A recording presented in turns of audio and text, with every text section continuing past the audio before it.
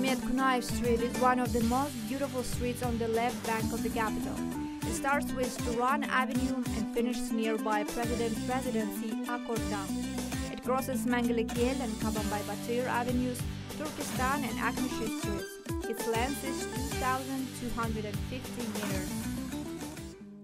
Din Muhammad Kunaev was a famous statesman and public figure of Kazakhstan, 3 times hero of socialist labor, academician of the Academy of Sciences of Kazakh SSSR, doctor of technical sciences. Almost 27 years he was the first secretary of the Central Committee of the Communist Party of Kazakhstan.